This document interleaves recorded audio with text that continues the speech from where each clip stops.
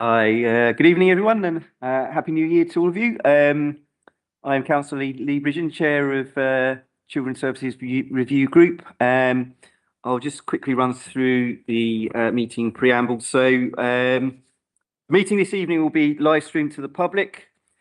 A recording of the public part of the meeting will be available on the Council website within 24 hours of the meeting. Remote participants joining the meeting using Teams, please turn cameras on when speaking and use the hands up icon to indicate a question or comment. Turn microphones and cameras off when finished. Those in the chamber, please remember to switch microphones on when speaking and speak directly into the microphone and turn off when finished. Attendees in the chamber, please also switch mobile phones off or place them on the silent mode. If you need to take a call, please leave the room and return when you've finished.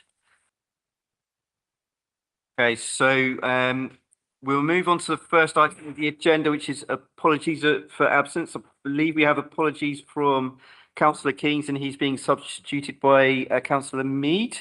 Any other apologies? Thank you. Moving on to item 2, which is the minutes of the last meeting on the 19th of November. Those minutes are on pages 5 to 15 of your agenda pack. I'm sure you've all read those closely. Any comments or corrections? No, so yep, we can consider those confirmed then. Thank you. Yep. Moving on to the next item, which is item 3, disclosures of interest. I'll make a start by declaring that I am a local authority governor at Summaries Junior School. Any other declarations of interest? Yep, Ash. Hi, thank you. Yeah, parent governor of Wigmore Primary School and vice chair. Sorry. You, Tassie. Thank you. Councillor Fry. Yeah, just about a teacher at England High School. Thank you. Councillor Khan. Community governor at Dallow Primary School. Sorry, my mind went blank. Thank you. I don't see any other hands raised. Okay, thank you. Moving on to item 4, which is urgent business. None that I'm aware of. Okay, no urgent business. Any references from committees or other bodies? Thank you. Next item is item 6, a chair's update. I don't have anything to update on under this agenda item.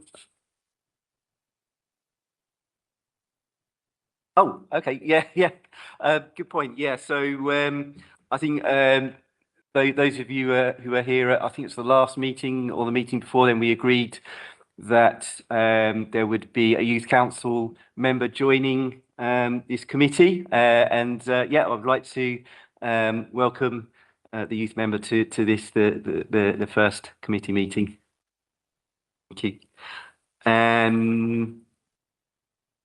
After that, so we'll move on to the reports. So the first report is the Children's Improvement Plan Highlight Report, which is with Janice Halton and Paul Jogi.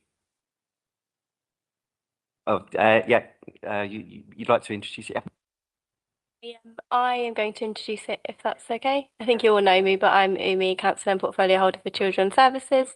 And then I'll hand over in case Paul wants to add anything on. So you know this comes every couple of months to Children's Scrutiny, and we also know that we're waiting on tenterhooks for Ofsted, and lots of inspection preparation is going on. Every week we think the call's going to come, so hopefully sometime soon. So you'll see from the summary, significant progress has been made in embedding the practice framework. We had a dedicated practice week held in October 2025.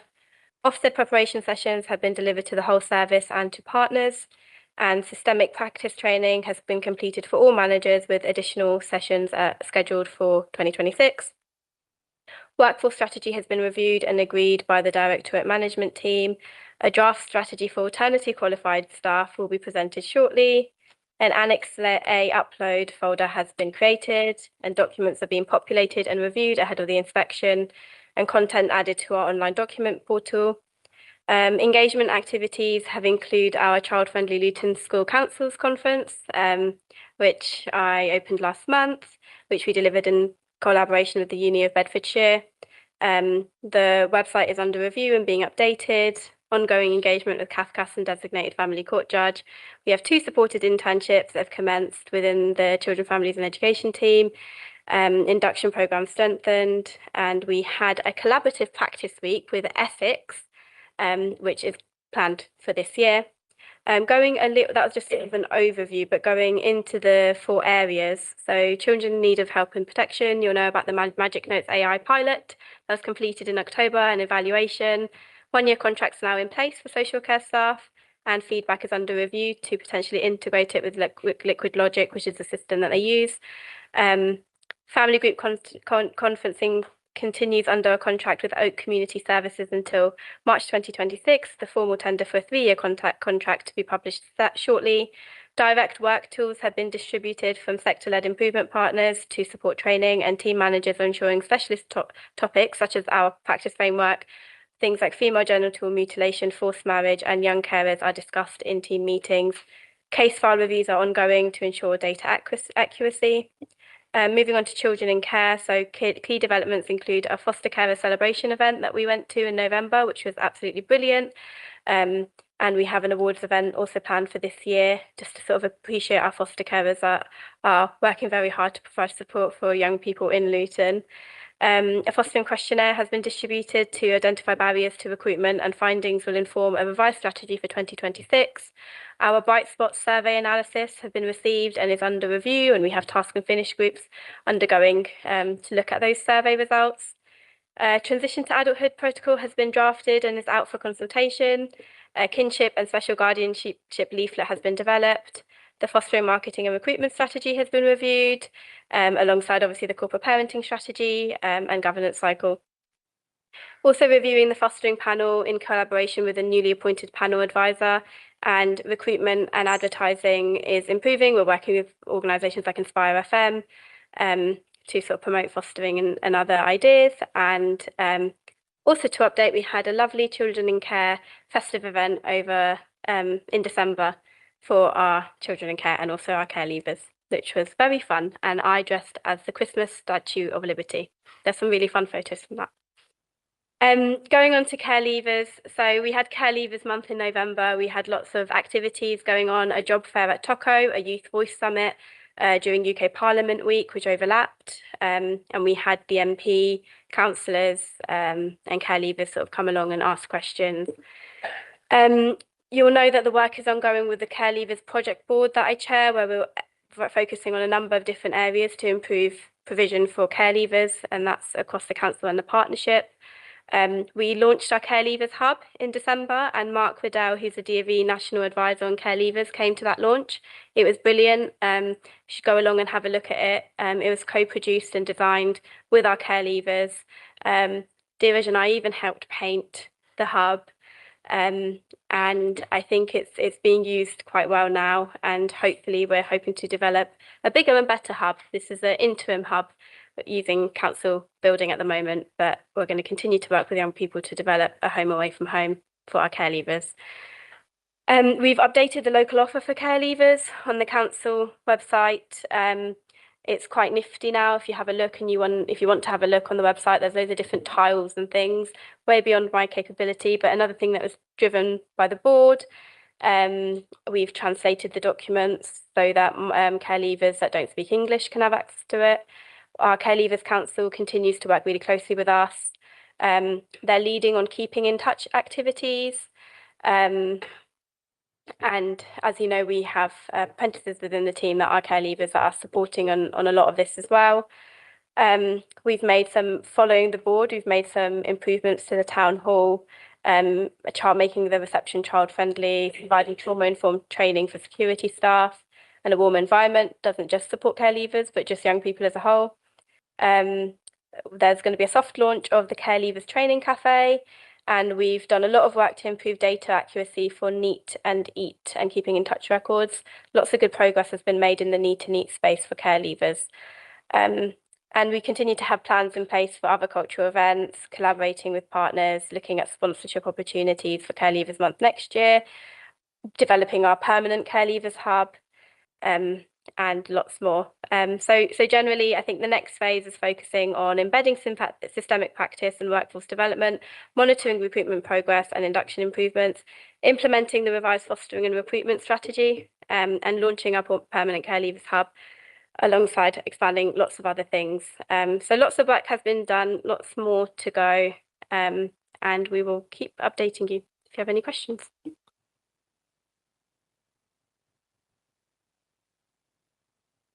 Thank you. Just a question. Obviously, we had, I think, a more in-depth update towards the end of last year, specifically about planning for the ILACS inspection and so on. Just perhaps after an update, between then and now, how ready are we, and what are the, should we say, the pain points in terms of areas that may need some further mitigation in readiness for that inspection? As a politician and the portfolio holder, I would like to say the team have worked very, very hard and are looking forward to the visit. Maybe they're not looking forward to it, but yeah, they are looking forward to it. I think we have a lot to showcase, the amount of work that's been done. So last month I did an LGA webinar for district councils that are becoming unitaries around children's services, and we had DCS, a portfolio holder, and other people talking about children's services, and I was really actually quite pleased to share the progress that we've made in Luton and stuff that we've done, and putting children at the heart of everything that we do, political leadership agreeing that children's services is important. There were obviously difficulties. Luton is a very diverse town that's got lots of deprivation and poverty, so there are difficulties, but I think the team have worked incredibly hard. So I want to say that we are ready and bring it on. However, I will let Diraj or the others get into more detail about some of the preparation and stuff that they have done. So just in brief, Councillor Bridgen, and thank you to Councillor Ali for the introduction and opening of this item. The preparation for Ofsted inspection carries on. We are on an improvement journey, and improvement doesn't stop in one place, and it doesn't just stop for inspection. Our team's focused on continuing to improve to deliver exceptional services for our children. We have weekly Ofsted preparation meetings. We review all our policy documentation. We review all our data on a weekly basis. And as a result of review of data, there are things we pick up that requires urgent attention. There are things that we celebrate, and there are things that we focus our attentions on as well. And that will carry on. And even post-inspection, as an organisation that's committed to delivering exceptional services to children, we have to keep checking and making sure that we are continuing to improve and develop services for children and young people. Thank you. Any questions, comments from the floor? No? Okay. So I think the recommendation is just to note the report. So yeah, thank you.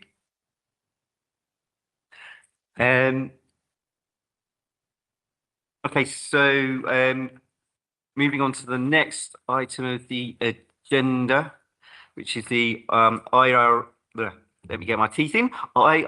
annual report for April 2024 to March 2025. That's on pages 20 to 52 of your agenda pack, and that's with Curran Edwards and Sandra Thomas.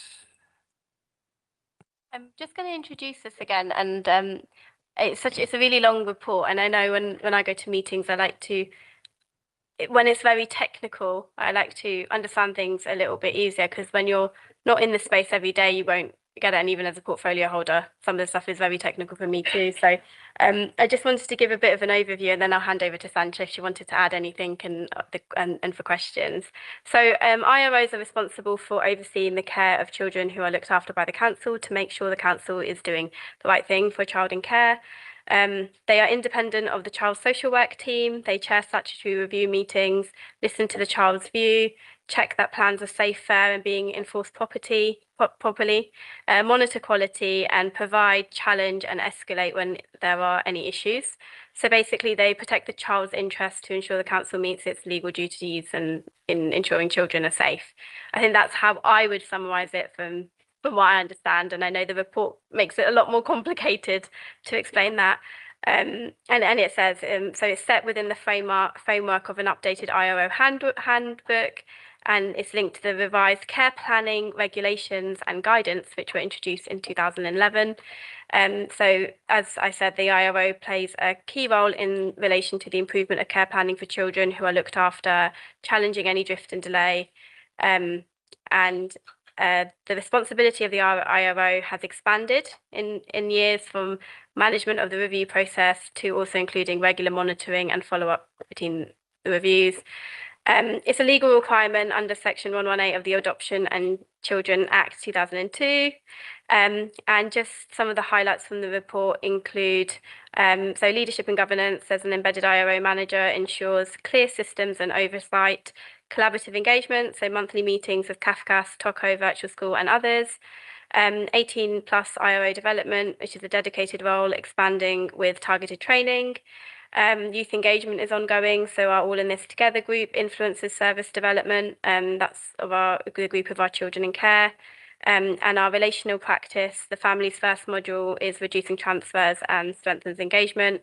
But we have areas of further development. So in terms of leadership and governance, we need to further embed IRO manager and ensure clear systems and oversight.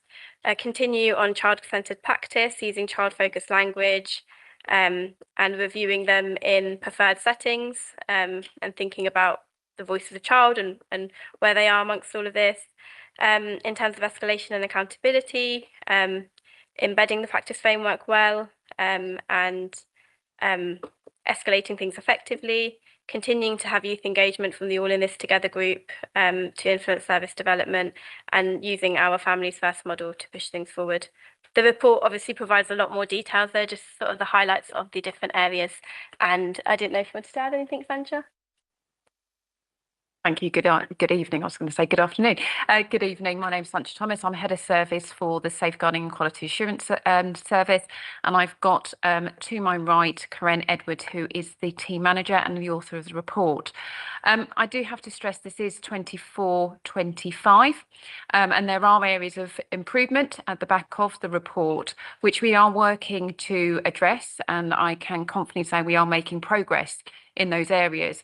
There is robust monitoring via our improvement work and also our local Safeguarding Children's Partnership Board, where this report was presented on the 15th of December, and who have also asked for an interim report in June with regards to tracking the progress.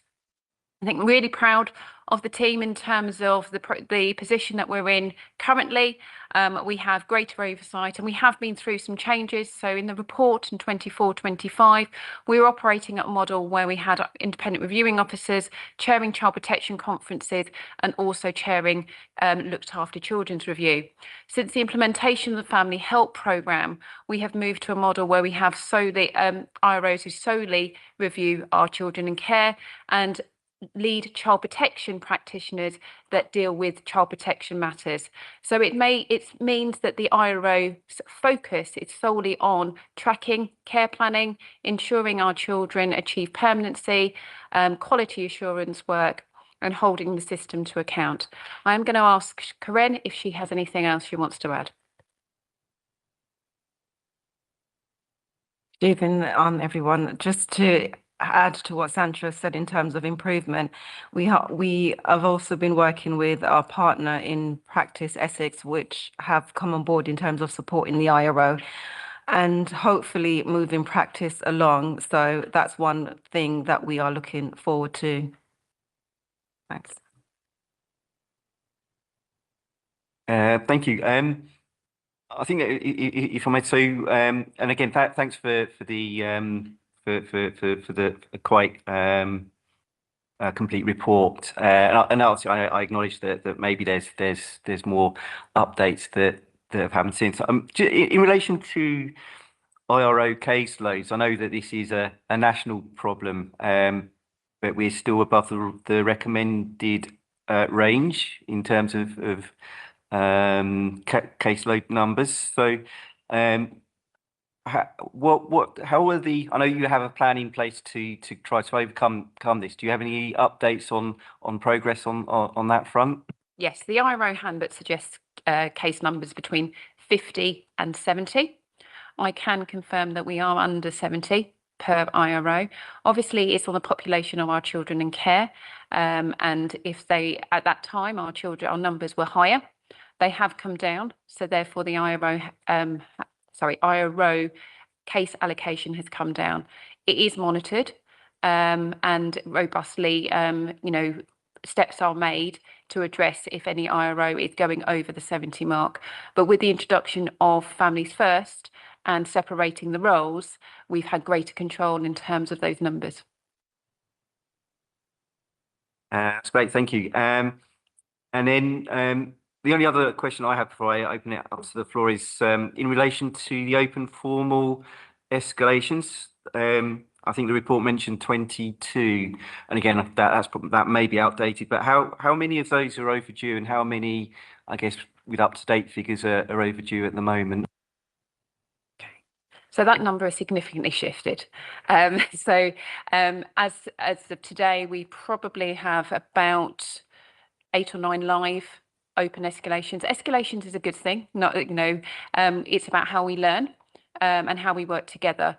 So, we have a process where we have a number of different stages of escalation, but our IROs are monitoring the responses and working with the team to address those issues. Thank you. Ashi? Yeah, thank you. Corinne, fantastic report. Really, really comprehensive. Thank you so much. And I really like the part on page 50 where we talk about what we're worried about in particular.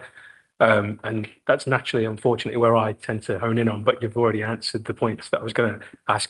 And I'm really pleased to see the work with Essex IRO service. I think it's really good to share best practice and understand.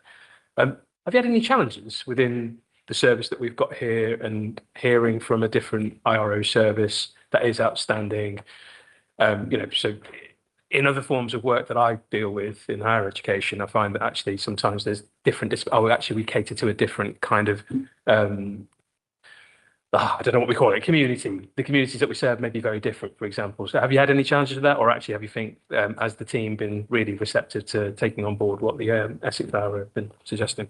Hope that makes sense. Sorry, yeah. Obviously, it is early days because this piece of work started in September. So in terms of having the opportunity for all the IROs to come on board and share some information, I haven't yet received the entirety from everyone, but from the few that I have spoken, I think there's a lot to be learned in regards to Luton. I know one particular IRO spoke about the fact that practices in Essex appears to be preloaded before the meeting and it's more child focused and child friendly. So that is something that I'm hoping that come this year, we can focus on in terms of ensuring that IROs are having those pre-meeting discussions and are making sure that the young people are centered more in terms of practice rather than it being focusing on a paper exercise. Thank you. Councillor Nessa? Thank you, Chair. I've got a couple of questions actually. So, sorry about that. I'm concerned about the IRO individual. So I also have checked. I'm glad that we have adopted this in our council because other local authority, they have already done that. So my worry is because the increase of pressure of the workload for the IRO, what I've seen, we have only 6 IROs for the children and then one for the, one person for the post-18. Because of the workload has been expanded, how are we going to make sure that we not pressure, giving overload to the IROs, that they're doing their work, safely and securely, and are their work hours are increasing, or how would this going to fit? Thank you. Thank you for your question. So what I wanted to explain is the workload for the IRO hasn't increased. It's set in statute, and obviously they have a duty as a duty bound to ensure that they are monitoring the progress of our children. What we've done is ensure that we have strengthened their ability to focus solely on children in care. So many of the IROs are not dealing with child protection matters, so focuses their attention on that part of the role. In respect of the expansion of the role, it is it is more about not helicoptering, and I'm going to use that term, just coming in, doing one meeting and coming out. They're a pivotal part of a young person's journey. So coming in, building those relationships, having that contact as an IRO, so not going out with a social worker, seeing that child on their own terms, seeing that child twice a year, and building that relationship with them, because they are independent to social work teams, they are their voice. And it's a really, when I speak to our IROs, they're really proud of that relationship that I have with their young people. Their young people reach out to them. So as you can see in 24-25, the caseload was not where we wanted to be, but they have reduced. So it does give the IRO some more time in terms of being able to manage the requirements set out in legislation and statute in terms of their responsibilities.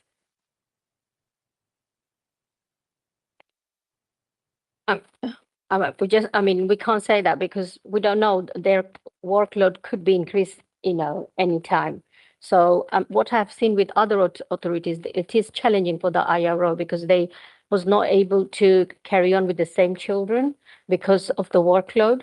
So that just worries me that whether we are going to make sure that the IRO are, they're doing their job, they're not having extra pressure. Obviously, we do monitor the caseload, and we have lots of conversations as a whole system with regards to caseload management. As Dira just said, we have weekly meetings with regards to our preparation for Ofsted, and the IRO service is part of that consideration in terms of workload. We have got Karen, who is our manager, who has a real grip on allocation, understanding the needs of each child, the needs of the IRO, and carefully matches our IROs with our children. So there isn't that burnout, there isn't that, overwork, been overloaded.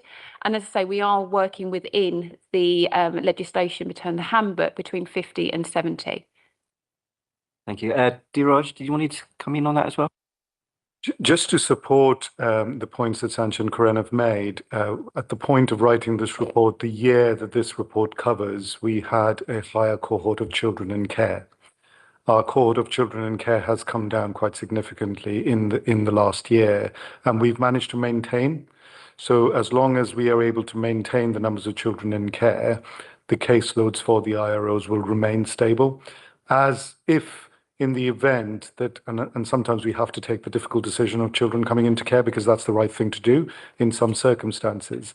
If that starts to see an increase in workload and capacity challenges, absolutely it is our responsibility through key performance indicator reviews to ensure that we're ensuring appropriate resourcing into that service or additional support to IROs as well. And that's done on a monthly basis through my DMT when we monitor performance. But actually, at the moment, we're doing that almost on a weekly basis because of our inspection preparation activity as well. So what about this FIRO? So are they, is that because I can understand that they just say annually, isn't it? What did you say? They undertake the foster carers annual review. So that means once in a year. So is that enough, one FIRO in our, setting?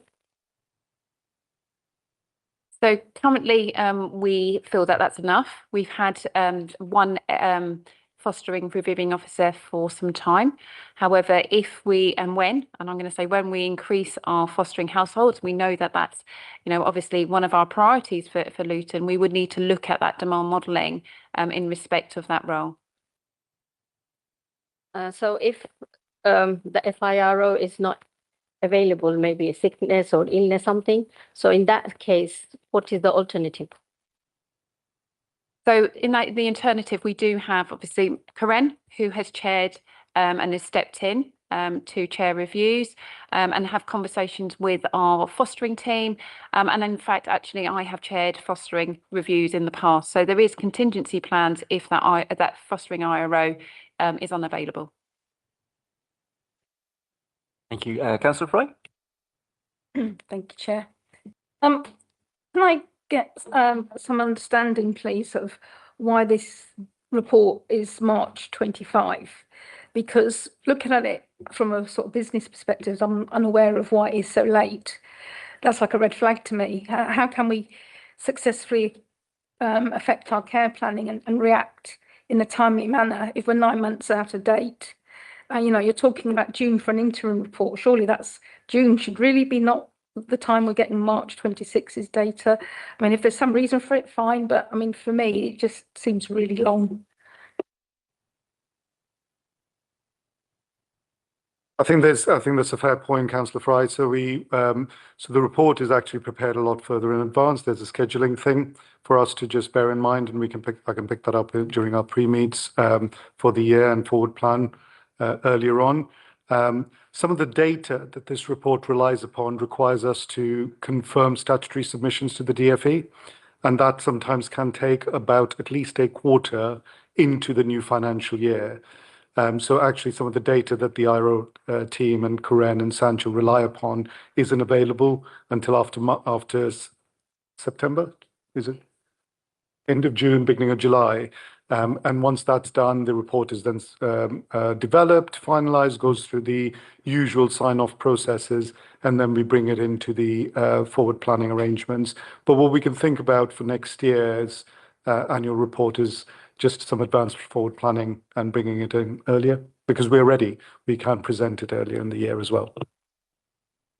That would be really useful, because from what you're saying, it may be September time, maybe, which is a good 3 months earlier would be great.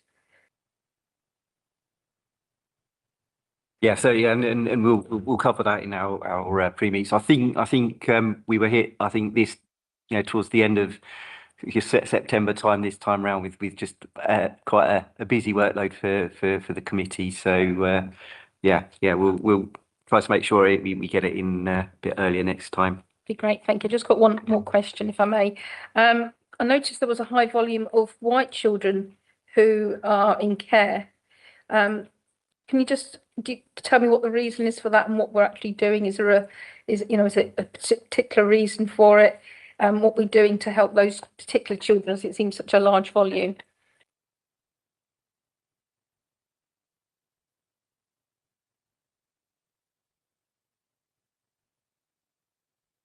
Can't remember what. Sorry, can you repeat the question, please?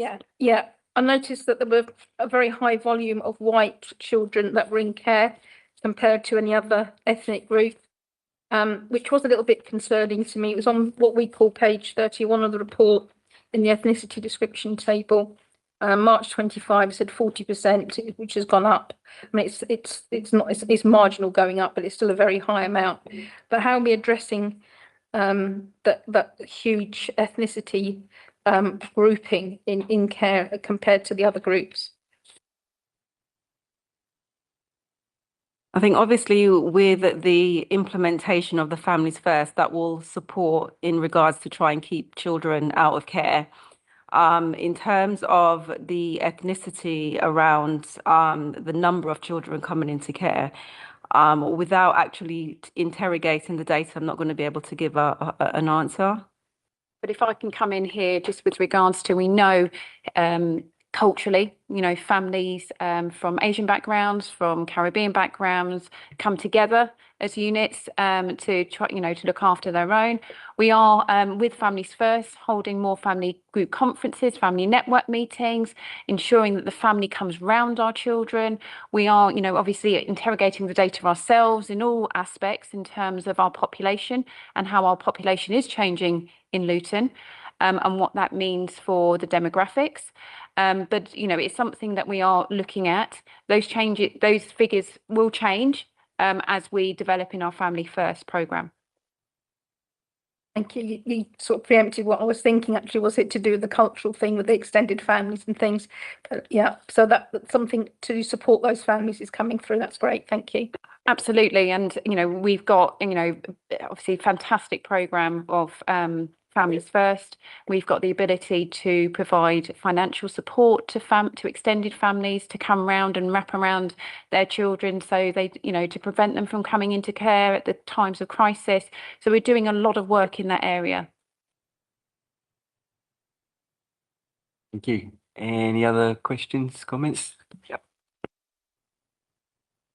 Thank you, Chair. I don't know if my question is as relevant as everyone else's, but it's bugging me now, so I have to ask it.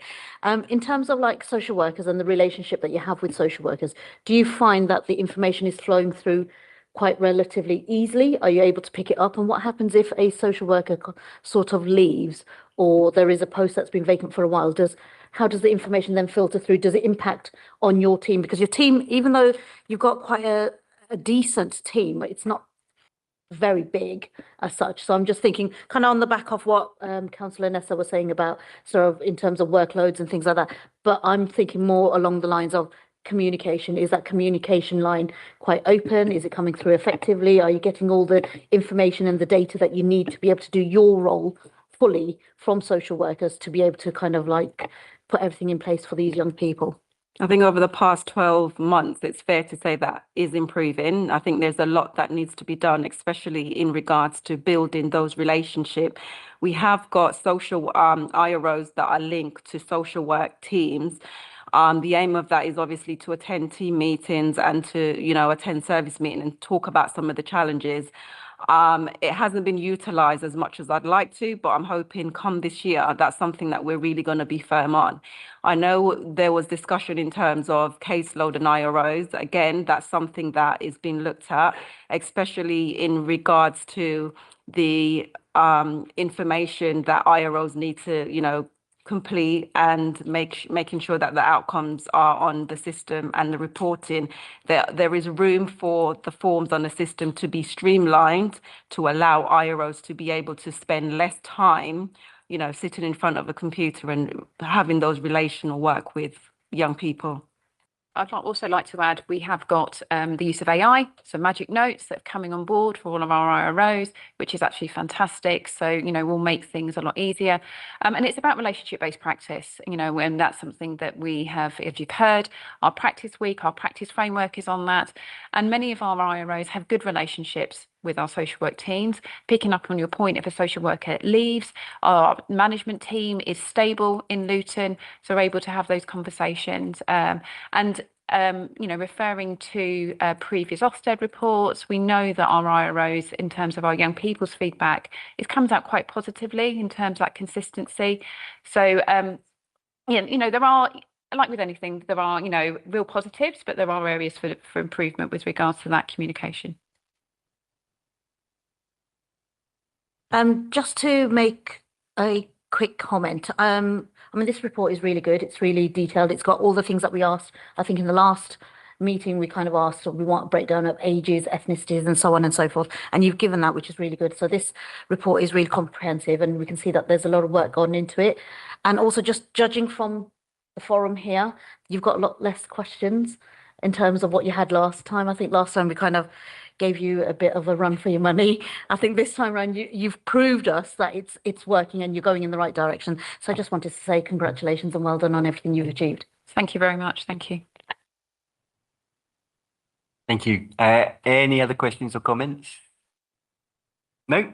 So the recommendation is to endorse the IRO annual report for April 24 to March 25 and the work that has taken place to improve the best outcomes we can for the children of Luton. I think we're all in favour of that. So thank you for the report and answering our questions. Moving on to the next item of the agenda, which is item 9, which is the Best Start Family Hubs update. That's on pages 53 to 69 of your agenda pack. And that is with Michelle Bailey and Elizabeth Elliott. Good evening, I'm Michelle, and this is Elizabeth. So we're just here to update you on the progress of Luton Family Hubs over the last 12 months. Included in a presentation which shows some of the things that happened over the last 12 months. But just some of the highlights are that we've strengthened our hub spoken outreach model, and we're delivering services specifically across all the 5 neighbourhoods, but in the 10% most deprived areas. We've strengthened our Family Hub network. We've got over 70 services that are delivered across the network, either face-to-face, digitally or virtually. Some of the projects that have been really successful this year have been our Growing Healthy Families project, which is working with early year settings, specifically around healthy eating, healthy weight, or health, and just sort of healthy lifestyles. And our Healthier, Wealthier Families, which is a project that we've been working with Citizens Advice. They've worked with how many families? 12, no, about 20 families, but they've the income that they've managed to generate for those families is in excess of about £300,000. No, it's a lot more than Oh, that. okay. It's actually with over £1 million we've actually generated of additional benefits coming into the council, and they've worked with about 130 families over the last 9 months. So that's been a really good project, and that project, just to give you an idea of cost, that's cost the Family Hub funding, I think, about £30,000. So, and Citizens Advice have kind of match funded some of it. So the return on the investment of that is huge. It's something that we want to continue. Our website and app continues to get traction and is a valuable support mechanism for many of our families and our professionals. So included in the pack is some of the areas that people are looking at support. So there's parenting, early years, health and wellbeing are kind of up there, the regular and most common viewed areas. And then last but not least, on what we've been up to in the last 12 months, is we opened a new family hub, our central family hub, which is located in the library, central library on St George's Square.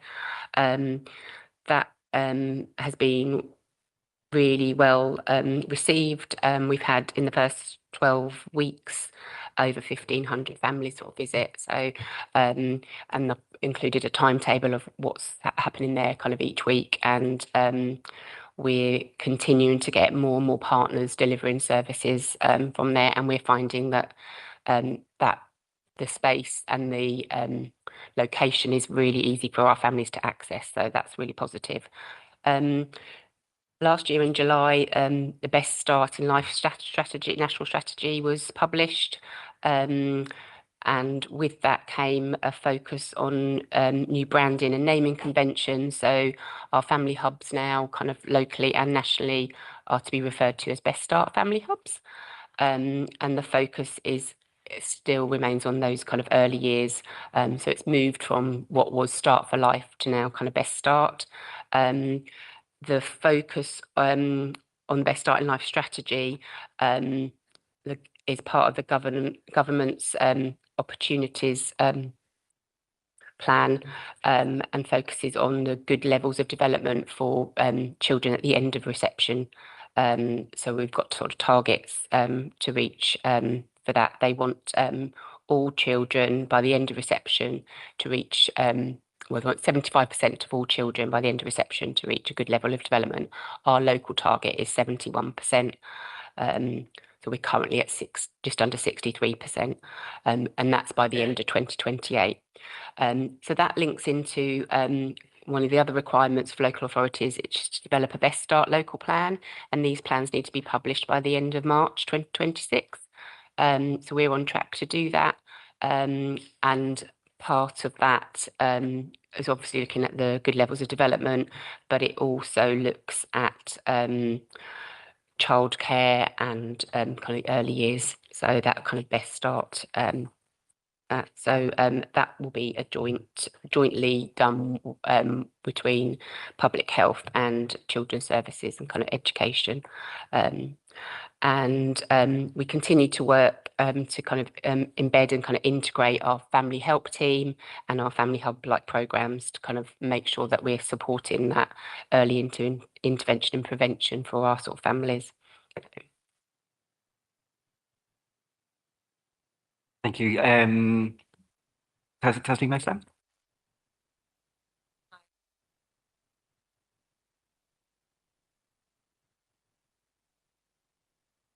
have one question and it's back to do some fantastic. What about the awareness in terms of, as a young mom myself, I never knew what was going, what I could act. Had a lot of, seems to be lots of workshops in what is being to generate a greater awareness among parents to, you know, allow them to have to these. So we have obviously our website and app, which is obviously available 24/7 for all families. Doesn't matter what age their children are. Our messages and our we're trying to increase our audience reach by social media channels. So we appreciate working parents that.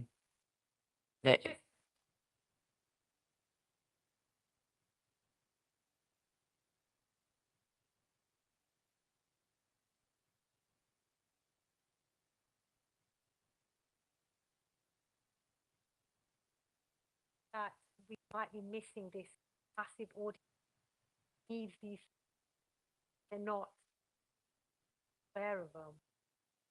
So not everybody's on social media. And you know, social media is very selective. Algorithms may pick it depending on what your viewing habits are.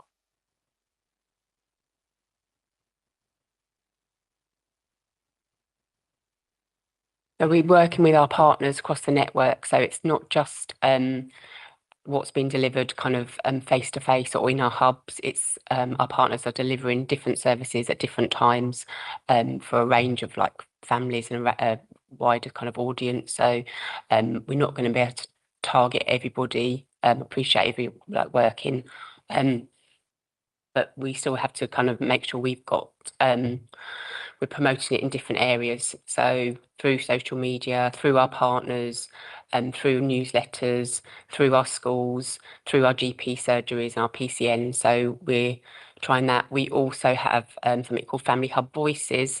So we're trying to a bit of like co-production and engagement with our families to see kind of how we can widen that reach. Also some of our like community groups and some of our other, so we're working quite closely with the Roma Trust, Luton Irish Forum. We do a lot of events in the holidays. So we're out in the community, so we're trying lots of different things to kind of be visible and like present. So families can access things in a way that they want and kind of when the time is suitable for them. So it might not be a face-to-face thing, but if there's parenting support or something that might be needed, there are telephone numbers to phone, but also lots of online things that you can do, and you can access that through the website or app. So we probably do need to have a bit more of a, we had a big relaunch obviously in August when the central hub opened, but we have been thinking about kind of re-promoting the website and app as well to kind of increase that. So appreciate that some people still haven't heard of family hubs, but actually they might have heard of Flying Star or some of our other partners who are like affiliated or part of the network. So we're using everything at our disposal to kind of make sure people know how they can access services and support when they need it. I have a couple, just to add to that, because I think there is probably when you're working, then you're charged in some form of childcare.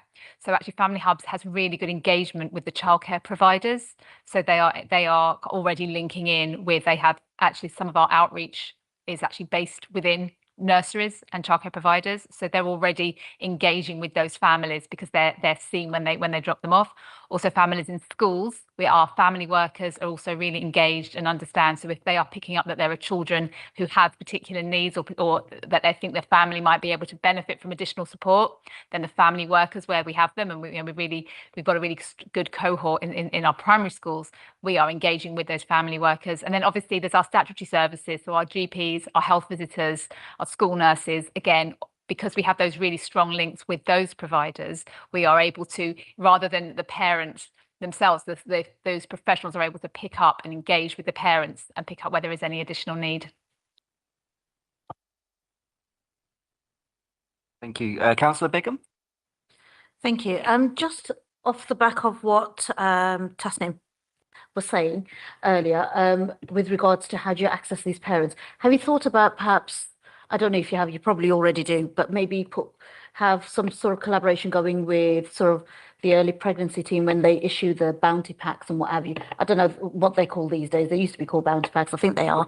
But sort of some sort of information, because then that's a first time mum's sort of first bit of information that they get of what to expect in their pregnancy, what the milestones are, what's normal, what's not so normal, what to look out for. Because a leaflet like that, I would imagine, as if I was going back 20 odd years, I think, okay, I'd look at that and I think, well, actually, that's really good to know that there is somewhere I can go and get some support or help or whatever it is.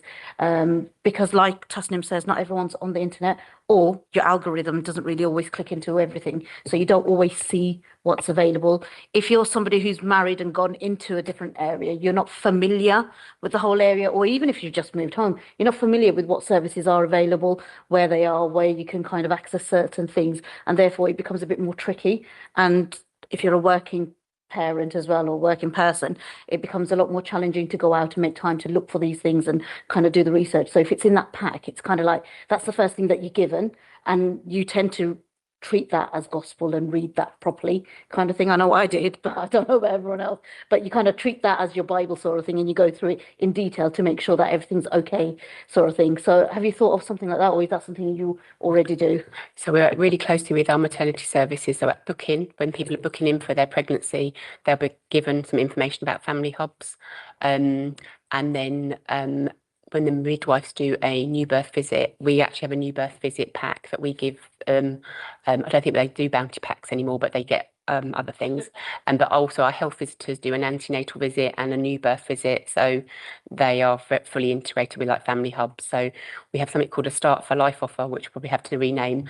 But that shows all the services from conception to age 2. So when people are due their scans, then obviously when they're entitled to their sort of mandated checks with the midwife or the health visitor, but also what maybe parent groups like our Play and Learns, kind of all those things in those really early like days, maybe potentially when you're on maternity leave, that you can go and access through Flying Start, or if you maybe need a bit more help through our family help services or through our CAMS, our mental health services, and we've translated that into about 10 different languages, so that's available. So one thing we are thinking of doing is seeing if we can put some information in like birth registration when you go and register your baby, when you get your birth certificate, and put some information in there maybe about like family hubs or some of our parenting support or our Healthy Start sort of vitamins. We're getting some business cards I made up, so that's something that we're trying to explore and work with the birth registration service. But yeah. You, Councillor Latti? Thank you, Chair. So thank you for the report and well done. I just want to slightly concerned about funding on page 58. 27-28, there's a quite sharp decrease in the funding. Is that going to impact the service? It's obviously on the delivery side of it, not on the capital. So we've just had the funding allocation for the next 3 years, which is what's on that page. So it does, I don't know why it dips in the, kind of the second year, 27-28, but we will, so we've had the funding now for 4 years, and the funding that we're getting for the next 3 years is actually slightly increased. So we will still continue to deliver and commission some of the services that we know have been working well and achieving the right outcomes and are meeting the criteria for a family hub. So it's a slight drop, but we've got enough flexibility built in, so we will kind of maybe able to front load some stuff. So I don't know why that allocation has dropped, where you've like queried it, but Quite a lot, really. I mean, It- £80,000. yeah, That's it is a regular, lot, so, but it's the Just don't want to affect, I just don't want it to affect the service. So obviously something that we can mitigate going forward. No. I've got time to do that now. So, So it's split into different funding streams. So the drop is actually in the first bit, which is the delivery grant, sort of the Yeah. program grant. So not fortunately it hasn't come from the other areas, which kind of more kind of service delivery areas. So if you look at home learning environment, something like that, we would be funding speech and language therapists and sort of home learning educators. So we're actually funding programs, but they're staff. So we're actually then making sure that those staff are can be contracted for 3 years, so their jobs are secure. The same for some of our infant feeding support. We've got infant feeding peer support workers that work across the community and in the hospitals, so we want to continue to fund them. We've got link workers as well that kind of work in across the community. So fortunately, although there is a drop, the consistent bits are in the main funded streams where the kind of like delivery. So we've got enough flex in the delivery grant bit, which is more kind of strategic or potentially kind of council-based staff that we're looking at how that kind of is funded. Yeah. okay, thank you.